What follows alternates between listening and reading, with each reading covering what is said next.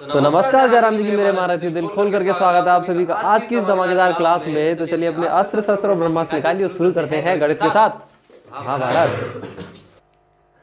अब भाई तो कल से आगे की कहानी शुरू करते हैं। तो लास्ट क्लास में हमने टाइप नंबर 3 कंप्लीट करवाया था। एक लास्ट टाइप और रह गया है जो टाइप नंबर 4 है, जिसमें सिर्फ 2 क्वेश्चन है और कुछ प्यारे से ही क्वेश्चन है भाई, जिनको हमने लास्ट टाइप में रखा है। और आपकी एक्सरसाइज भी खत्म, ट्रिग्नोमेट्री भी खत्म हो जाएगी।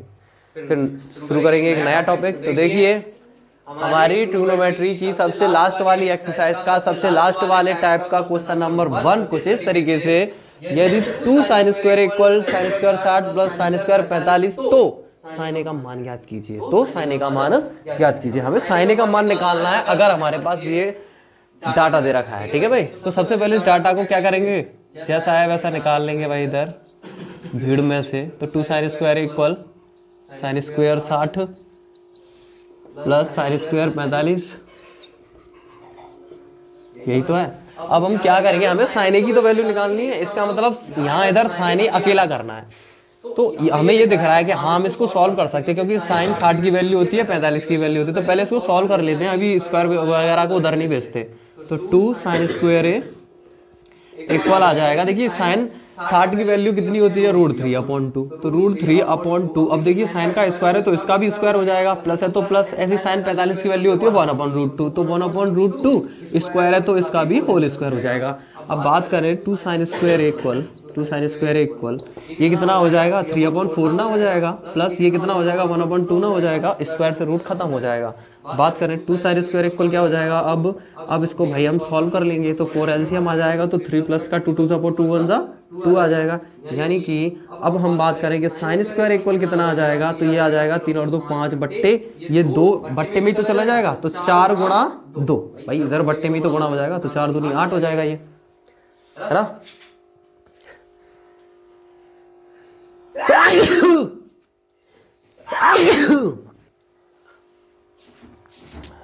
सॉरी फॉर दिस फालतू की एक्टिविटी। मतलब किसी बंदे को छीगा रही तो वो छीगे ही ना, अब इसके लिए सॉरी और बोलो फिर। आई वॉन्ट टू टेक वापस सॉरी। हाँ भाई, साइन स्क्वायर इक्वल टू कितना मिल जाएगा, 5/8 मिल जाएगा। अब दोनों पक्षों का वर्गमूल लेने पर भाई तभी तो स्क्वायर से रूट खत्म होगा और साइन ए का मान हमें मिलेगा, क्योंकि हमें साइन ए का ही तो मान निकालना है। तो स्क्वायर से रूट खत्म, तो साइन ए इक्वल आ जाएगा क्या, प्लस माइनस के, है ना। अंडर के अंदर हम लिख सकते हैं कितना, 5/8, या फिर इस 8 का आप अंडर निकाल सकते हो, 2√2 आ जाएगा। या तो ये आंसर आएगा या फिर आएगा तुम्हारा √5/2√2। ठीक है भाई, या तो ये आंसर आएगा, दोनों ही आ सकते हैं, तो कोई परेशानी वाली बात नहीं है। और तुम्हारी बुक में जो आंसर है वो ये वाला है। कौन सा वाला है, ये वाला। तो ये वाला ठीक है, कोई परेशानी नहीं है ना। ये भी आ सकता है, ये भी आ सकता है, दोनों ही आंसर एकदम से ठीक है।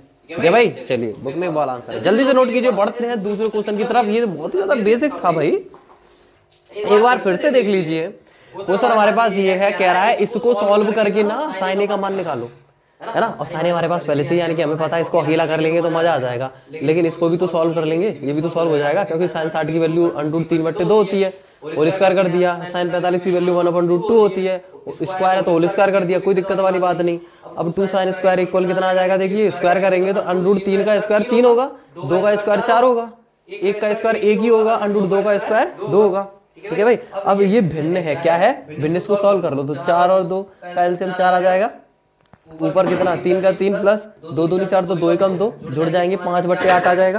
ठीक है भाई, सॉरी 5/4 आ जाएगा। अब देखो 2 यहाँ गुणा से इधर लाएंगे तो भाग में तो आएगी, तो भाग में पहले से 4 बैठा था, तो इसको 4 के साथ अपना इंतजाम करना पड़ेगा ना 2 को, तो 2 को 4 के साथ गुणा करना पड़ेगा, 2 को 4 के साथ गुणा करना पड़ेगा, क्योंकि 4 कह रहा है मैं पहले से बैठा हूँ। भाई तू कैसे आ सकता है मेरी जगह, कुछ कर हमारे साथ। तो उसने क्या किया, गुणा कर लिया, इसने इसके साथ गुणा कर ली, और 4 दूनी 8 हो गए यहाँ बट्टे में, तो 5 के बट्टे में 8 आ गया। दोनों पक्षों का वर्गमूल लेने पर स्क्वायर से अंडूड खत्म, अंडूड 5/8 ये आ गया। यही तुम्हारा आंसर है। अगर तुम चाहो तो इसको आगे भी सॉल्व कर सकते हो, क्योंकि 8 का अंडूड निकाला जा सकता है। कितना आ जाएगा, 2√2 आ जाएगा, तो अंडूड 5/2√2 भी इसका आंसर हो सकता है। तुम्हारी बुक में यही है, तो यही इसका राइट आंसर होगा।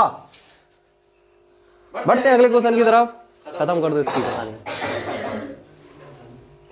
खुल्लू वालों जल्दी नोट करो, टाइम नहीं है इतना। हाँ भाई, इसी टाइप का अगला क्वेश्चन कुछ इस तरीके से, क्वेश्चन नंबर 2, जिसको हम नाम देंगे भाई, कह रहा है यदि cos square 30 plus cos square 45 plus cos square 60 equal to x है, तो x का मान निकालो। ओहो, x का मान निकालना है, इसका मतलब इनका मान रख दो, स्क्वायर है स्क्वायर स्क्वायर कर दो, बात खत्म। देख सकते हो, तो जो भी हमें सॉल्व करना है ना, उसको इस भीड़ में से निकाल के इधर रख लो भाई। cos square 30 plus cos square 45 plus cos square 60, ठीक है, इक्वल टू x। किसी को कोई परेशानी है ना? जैसे कि इसके बराबर x है तो x के बराबर भी तो यही है ना भाई? इसके बराबर x है तो x के बराबर भी तो यही है, तो क्या मैं इसे x बराबर नहीं लिख सकता? कोई परेशानी थोड़ी ना है।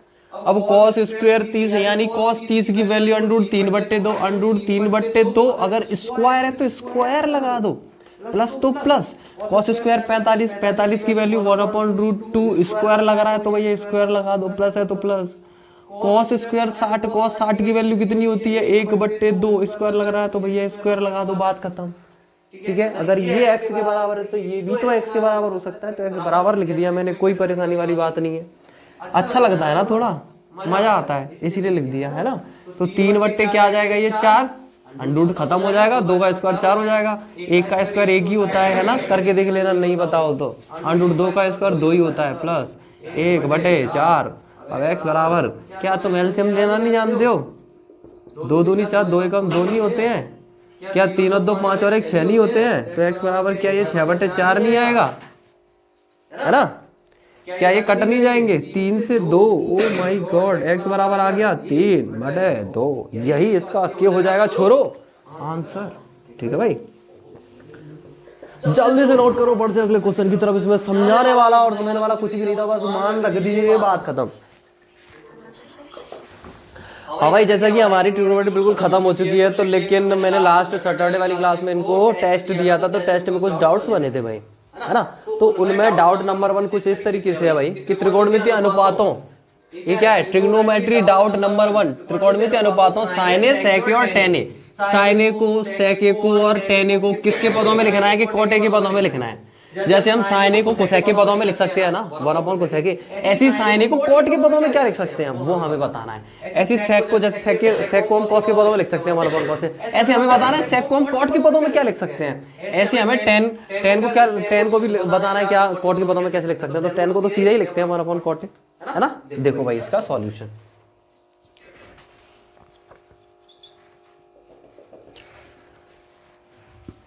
हाँ भाई, त्रिकोणमितीय अनुपात यानी साइन ए को हम सबसे पहले किसको, साइन ए को चेंज करेंगे कॉट ए में। देखो साइन ए को, अब साइन ए को कॉट ए के पदों में कैसे लिखें, बड़ी समझने वाली बात है भाई। क्या साइन का कॉट के साथ कोई रिलेशन होता है? हाँ, एक होता है cos/sin, लेकिन उससे क्या होगा, उससे कोई फर्क छोड़ना पड़ेगा, उससे कुछ कर ही नहीं सकते हम, क्या करें फिर? अच्छा, कॉट का किसी के साथ रिलेशन होता है? हाँ, कोसेक और कॉट का कुछ ना कुछ चक्कर है भाई, कि cosec square theta minus cot square theta equal to 1 होता है ना? Cosec square theta minus cot square theta equal to 1 होता है। हाँ, वहां से कुछ हो सकता है, क्योंकि हम कोसेक में चेंज कर सकते हैं साइन को, और साइन को कोसेक में चेंज कर सकते हैं, और कोसेक को कॉट में चेंज कर सकते हैं। तो ये सबसे बढ़िया चीज है। तो हम साइन को लिख सकते हैं 1/कोसेक, किसी को कोई परेशानी नहीं होनी चाहिए। ए है तो ए, थीटा हमारा ए है तो थीटा ए ही रहेगा, किसी को कोई परेशानी होनी नहीं चाहिए भाई।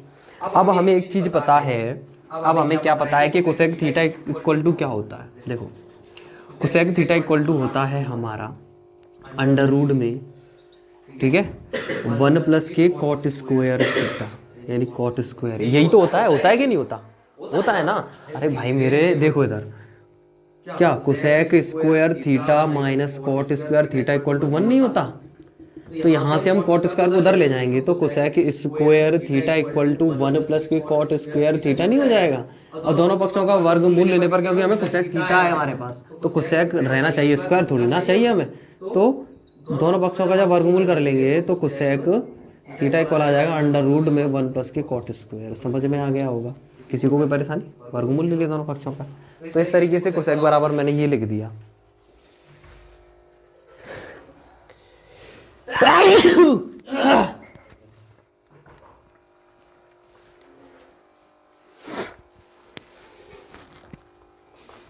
हमें समझ में आया कैसे हमने इसको लिखा? ठीक है, यानी हमने साइन को कॉट के पदों में व्यक्त कर दिया। अब बात करते हैं सेक की। ठीक है भाई, अब बात करते हैं सेक की। तो सेक ए, अब सेक ए को हम कॉस के पदों में लिख सकते हैं। सेक ए को हम कॉस के पदों में लिख सकते हैं। क्या कॉस के पदों में लिख देने से कोई प्रॉब्लम का समाधान मिल सकता है? नहीं, है ना। तो सेक को हम और क्या लिख सकते हैं? सेक को हम और क्या लिख सकते हैं? हाँ, सेक और टेन में एक रिलेशन होता है और टेन का उल्टा कॉट होता है। सेक और टेन में एक रिलेशन होता है और टेन का उल्टा कॉट होता है। यानी कि हम एक काम कर सकते हैं, हमें पता है चूंकि sec square theta minus tan square theta equal to क्या होता है? 1 होता है। ठीक है, तो sec square theta equal to क्या मिल जाएगा हमें? 1 प्लस के टेन स्क्वायर थीटा मिल जाएगा कि नहीं मिल जाएगा? अब हमें सेक है हमारे पास खाली, तो हम इसे लिख सकते हैं सेक थीटा बराबर अंडर रूट में 1 प्लस के टेन स्क्वायर थीटा। तो यानी कि हम इसकी जगह डायरेक्टली क्या लिख देंगे? क्योंकि सेक थीटा बराबर क्या होता है? अंडर रूट में 1 प्लस का टेन स्क्वायर थीटा।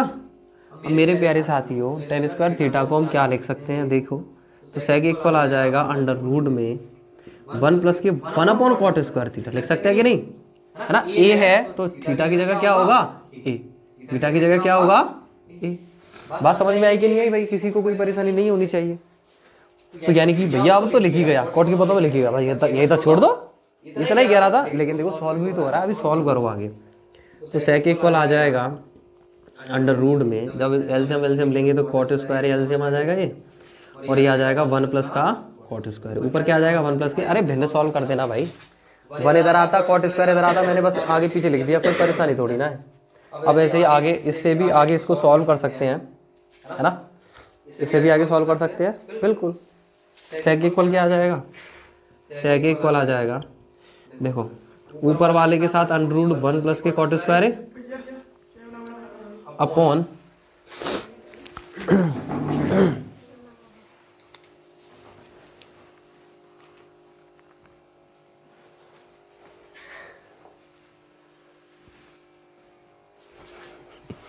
भाई कैमरे में नहीं आ रहा है इसलिए इसको यहाँ से हटा देते हैं। ठीक है, आगे लिख देते हैं, कोई परेशानी वाली बात नहीं है। देखिए ज़रा, यानी इसको आगे सॉल्व करके और क्या लिख सकते हैं? अंडर रूट में 1 प्लस का कॉट स्क्वायर अपॉन कॉट, इतना भी लिख सकते हैं। ठीक है भाई, यानी इसको भी हमने चेंज कर दिया, साइन को कॉट में बदल दिया, सेक को भी कॉट में बदल दिया। अब ऐसे ही हम किसको बदलेंगे भाई? टेन को भी कॉट में बदलेंगे। तो मेरे प्यारे नालायक को देखो, टेन इक्वल, अरे ये तो सिंबल होता है भाई, हाथा हटाओ। समझ में आया? आखिर साइन को कॉट में कैसे बदल सकते हैं, सेक को कॉट में कैसे बदल सकते हैं, और टेन को तो कॉट में बदलना बच्चे को आता है भाई। जल्दी से नोट करो और बढ़ते हैं अगले डाउट की तरफ। Doubt number two. हाँ भाई, ट्रिग्नोमेट्री का डाउट नंबर 2 कुछ इस तरीके से है कि एंगल ए के अन्य सभी त्रिकोणमितीय अनुपातों को सेक के पदों में लिखना। कहने का मतलब क्या है कि साइन ए को भी सेक के पदों में लिखना है, कॉस को भी सेक के पदों में, टेन कॉट सेक कोसेक सबको सेक के पदों में लिखना है भाई। ठीक है, बात समझ में आई कि नहीं आई? सभी को सेक के पदों में व्यक्त करना है, सेक के पदों में लिखना है। तो सबसे पहले बात करते हैं साइन ए की। साइन ए को सेक के पदों में हमें लिखना है। अब साइन ए को सेक के पदों में लिखना है, कैसे लिखेंगे? क्या सेक के साथ कोई रिलेशन होता है साइन का? नहीं, डायरेक्टली कोई रिलेशन नहीं होता, लेकिन कॉस के साथ साइन का रिलेशन होता है और कॉस का सेक के साथ होता है। तो जब भी डायरेक्ट रिलेशन ना मिले, जैसे साइन का किसके साथ? सेक के साथ डायरेक्ट रिलेशन नहीं मिल रहा है, तो सेक को देखो, क्या सेक के साथ ऐसे किसी का रिलेशन होता है जिसका रिलेशन साइन से होता हो? हाँ, कॉस का होता है। तो कॉस का सेक के साथ रिलेशन होता है और कॉस का साइन के साथ भी रिलेशन होता है। तो साइन का वहां से सेक के साथ रिलेशन नहीं मिल जाएगा? बिल्कुल मिल जाएगा। तो देखो, तो सेक के पदों में बदलने के लिए साइन को सबसे पहले हम कॉस के पदों में बदलेंगे। अब साइन को कॉस के पदों में क्या लिखते हैं? अंडर रूट में 1 माइनस के कॉस स्क्वायर। किसी को कोई परेशानी यहाँ तक मेरे प्यारे साथियों? कोई परेशानी नहीं होनी चाहिए। अब हमें पता है कॉस को तो हम सेक में लिख ही सकते हैं, क्या कि अंडर रूट में 1 माइनस के 1 अपॉन सेक स्क्वायर। क्यों? क्योंकि कॉस का उल्टा सेक होता है, सेक का उल्टा कॉस होता है। बात खत्म। इसको सॉल्व कर लेंगे तो ये आ जाएगा अंडर रूट में सेक स्क्वायर है -1 अपॉन सेक स्क्वायर है। किसी को कोई परेशानी? यहीं तक छोड़ दो, छोड़ना चाहो, वरना आगे भी कर सकते हो। यानी कि अंडर रूट में सेक स्क्वायर है -1, ठीक है भाई, छोटा सा अंडर रूट लगेगा और बट्टे में क्या, इससे अंडर रूट खत्म हो जाएगा, सेक ही आ जाएगा। किसी को कोई परेशानी? ये हो गया। यानी साइन का हमने साइन को सेक के रूप में बदल दिया। किसी को कोई परेशानी? नंबर 1। अब नंबर 2, कॉस को भी क्या, कॉस को भी सेक के पदों में चेंज कर देते हैं भाई। तो हम इधर कर देते हैं कॉस वाले को, तो कॉस वाले को कर देते हैं इधर। तो भैया कॉस से बराबर तो सीधा सीधा 1 अपॉन क्या, सेक ही होता है। कॉस से बराबर क्या होता है, 1 अपॉन सीधा सीधा सेक ही होता है। तो कॉस को भी बदल दिया हमने सेक के पदों में, ठीक है भाई। एक हो गया और ये 2 हो गए, ठीक है भाई। साइन को बदल दिया हमने सेक के पदों में, इधर साइन को बदल दिया, इधर कॉस को बदल दिया सेक के पदों में। अब तीसरी बात करते हैं कि टेन की भाई, टेन की। अब मेरे प्यारे साथियों टेन को सेक के पदों में कैसे बदला है? हाँ भाई, अब हमें टेन को सेक के पदों में लिखना है। तो अब डायरेक्टली तो नहीं लिख देंगे क्योंकि टेन और सेक में डायरेक्टली एक रिलेशन होता है, तो उसे अंडर रूट में सेक स्क्वायर -1 नहीं लिखेंगे डायरेक्ट, क्योंकि हमें डायरेक्ट थोड़ी ना लिखना, तो उसको सॉल्व करके बताना। तो यहाँ हम टेन को सेक के पदों में लिखेंगे तो हमें क्या लिखना पड़ेगा, चूंकि क्या, चूंकि सेक स्क्वायर है minus tan square equal to क्या होता है, 1 होता है। तो यहाँ से सेक स्क्वायर है इक्वल 1 प्लस के टेन स्क्वायर आ जाएगा। अब मैं बात करूं, ये इसके बराबर है ना, इसके बराबर ये है और इसके बराबर ये, तो इनको आजू बाजू किधर भी लिख दो। तो टेन स्क्वायर इक्वल क्या आ जाएगा, मैंने इस 1 को उठा करके सेक के पास भेज दिया, तो टेन स्क्वायर रह जाएगा इधर। तो टेन स्क्वायर इक्वल कितना आ जाएगा, सेक स्क्वायर -1, क्या, सेक स्क्वायर -1। बस इस 1 को उठा करके सेक स्क्वायर के पास भेज दिया, सेक स्क्वायर -1 हो गया, ठीक है। अब टेन स्क्वायर इधर रह गया, कोई बात नहीं, टेन स्क्वायर इधर रह गया भाई, बराबर से इधर उधर किधर भी पलट सकते हैं। अतः टेन ए बराबर क्या मिल जाएगा हमें, टेन ए बराबर क्या मिल जाएगा, इसलिए लिख देते हैं, इसलिए लिख देते हैं भाई क्या, इसलिए का साइन ये होता है, इसलिए टेन इक्वल क्या होगा, टेन इक्वल हो जाएगा, क्योंकि टेन को हम अंडर रूट में टेन स्क्वायर लिख सकते हैं ना, कोई परेशानी थोड़ी ना है। स्क्वायर से अंडर रूट खत्म है ना, या फिर तुम यहाँ से भी निकाल सकते हो कि इसलिए टेन ए बराबर हो जाएगा अंडर रूट में सेक स्क्वायर -1, डायरेक्ट भी कर सकते हो, कोई परेशानी नहीं है ना, ऐसे मत लिखो। इसीलिए टेन ए बराबर हो जाएगा क्या, अब दोनों पक्षों का इधर वर्गमूल ले लेंगे, तो वर्गमूल में सेक स्क्वायर -1। ये भी हमने क्या कर दिया भाई, ये भी हमने टेन ए को सेक के पदों में लिख दिया, किसी को कोई परेशानी नहीं होनी चाहिए। अब टेन के बाद कौन आता है, कॉट। अब देखिए कॉट को भी हम देखो, हाँ भाई, अब कॉट ए को हमें सेक के पदों में लिखना है। अब देखो, क्या कॉट का डायरेक्टली कोई रिलेशन होता है सेक के साथ? नहीं होता, डायरेक्टली कोई रिलेशन नहीं होता। क्या कॉट का कोई ऐसा साथी है जो सेक के साथ भी रिश्ता रखता है? हाँ, टेन है भाई, कॉट का उल्टा टेन ही तो होता है। और टेन का देखो, टेन का भी निकाला, यानी अगर टेन का उल्टा कॉट होता है तो इसका भी तो उल्टा क्या होगा, कॉट का ही तो होगा। जब हमें बताया क्या कि कॉट किसका उल्टा होता है, टेन का, और टेन को सेक के पदों में लिख ही चुके हैं, तो सीधा टेन की जगह इसको लिख दो ना। तो कॉट इक्वल कितना आ जाएगा, 1 अपॉन अंडर रूट में सेक स्क्वायर -1। सभी को समझ में आ गया होगा। तो हमने कॉट को भी लिख दिया भाई,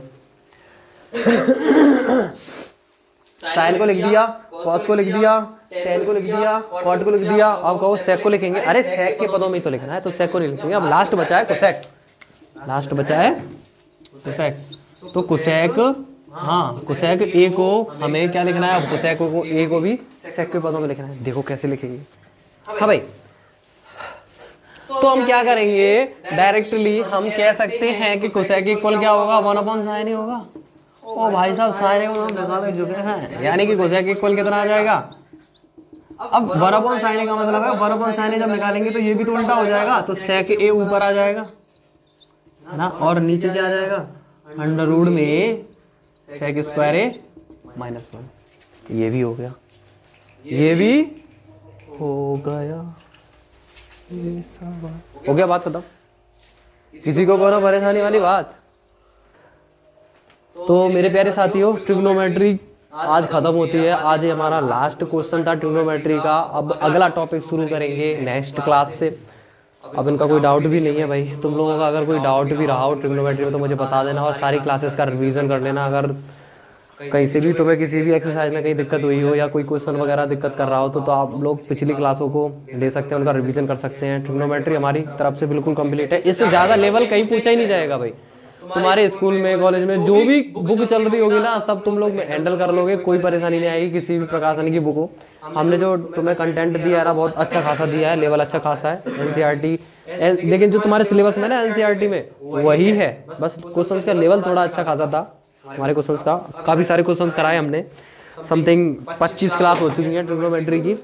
25 क्लासों में ट्रिग्नोमेट्री हमारी खत्म हुई है। अब अगला टॉपिक होगा हाइट एंड डिस्टेंस। तो मिलते हैं हाइट एंड डिस्टेंस वाली क्लास में। तब तक के लिए हंसते रहिए, मुस्कुराते रहिए, नाचते रहिए, गाते रहिए। मिलते हैं हाइट एंड डिस्टेंस में बिल्डिंगों पर। तब तक के लिए जय राम जी की, जय हिंद।